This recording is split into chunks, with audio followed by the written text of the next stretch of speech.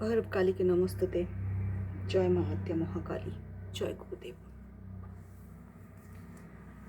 তো আজকে আমরা এই ভিডিওতে একটু ভৈরবকে নিয়ে কথা বলবো। তো ভৈরব কি বা কে? ভৈরব হচ্ছেন, আমরা আমরা সাধারণত জেনে থাকি যে ভৈরব মানেই হচ্ছে উগ্র দেবতা। ভৈরব আসেন শুধুমাত্র অসুরকে বধ করতেন বা কোনো অপশক্তিকে বিনাশ করতে তিনি আসেন, এরকমই আমরা জেনে থাকি সাধারণত। তো তার তার সাধনা বাড়িতে করা উচিত নয়, এটাই আমরা জানি। কিন্তু ব্যাপারটা এরকম একদমই নয়। ভৈরব হচ্ছেন শিবের মধ্যে সেই অংশ, সেই কক্ষ, যেটা আর কি জ্ঞানের ভাণ্ডার, জ্ঞান কোষ বলতে পারেন। তো শিবের ভেতরে সে গুরুতত্ত্ব, সেটা হচ্ছে ভৈরব। তো ভৈরব কেনই বেরিয়ে আসেন শিবের ভেতর থেকে? কেন আসেন তিনি হঠাৎ করে? তিনি তার ত্রিনয়ন থেকে বেরিয়ে আসেন। এটা একটা প্রচলিত গল্প, প্রচলিত কথা, একটা গল্প আর কি।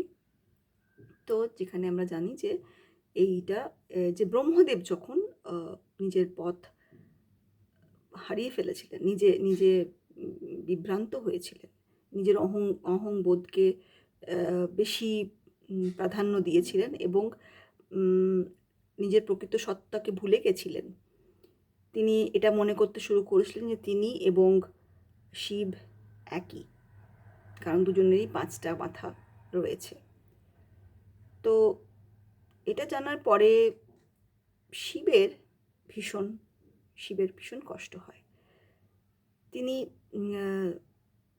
তো ভৈরব হচ্ছেন তার ভেতরে সেই ক্ষোভ থেকে, সেই রাগ থেকে, সেই কষ্ট থেকে বেরিয়ে আসা সেই গুরুতত্ত্বটা, যা বেরিয়ে এসে ব্রহ্মদেবের পঞ্চম মাথাটি কেটে ফেলে তার হাতে নিয়ে নেন এবং তাকে বুঝিয়ে দেন যে তোমার আর কিন্তু 4টে মাথা রইল না, 5টা মাথা রইল না, তোমার 4টে মাথাই হলো। তো তিনি তাকে তারপরে মোক্ষ দান করেন। তো তিনি গুরু, তিনি ব্রহ্মদেবের গুরু। তো এই যে শিবের ভেতরে যে দুশ্চিন্তাটা, যার কারণে ভৈরবের উৎপত্তি, সেই চিন্তাটা শুধুমাত্র ব্রহ্মদেবকে তো নিয়ে ছিল না। তার চিন্তা ছিল তার ব্রহ্মদেবের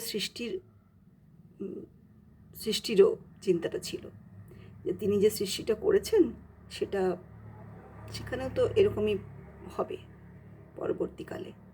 তিনি এখানে এই যে ব্রহ্মদেবের যদি এরকম হয়, তাহলে তো আরও যে নিম্ন স্তরের জীবরা রয়েছে, পশু পাখি মানুষ, তারাও তো এই ধরনের চিন্তাভাবনা করতে পারে, তাদেরও তো এই ধরনেরই হবে চিন্তাটা, বা তারাও তো এরকম ভাববে। তো তাই ভৈরব এসে আমাদের জীবন থেকে সেই সব, তিনি আসলে অজ্ঞানতাকে দূর করেন আমাদের মধ্যে থেকে। তিনি অজ্ঞানতাকে দূর করেন আমাদের মধ্যে থেকে। তিনি আমাদের হাত ধরে আমাদেরকে মোক্ষের দিকে নিয়ে যান। তিনি গুরু হয়ে সবসময় সঙ্গে থাকেন। মোক্ষ লাভের পথে যা যা বাধা হয়ে আসবে, তিনি সব কিছুকেই বিনাশ করে দেবেন। তো তিনি হচ্ছেন ভৈরব। তিনি মোটেই কোনো উগ্র দেবতা নন, যাকে আমরা বাড়িতে রাখতে পারবো না বা পুজো করতে পারবো না, এরকম কিছু নয়।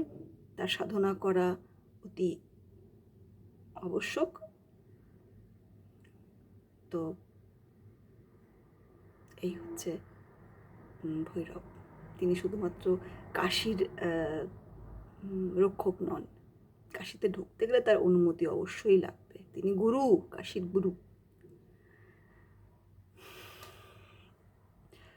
জয় মা। জয়। জয় গুরুদেব।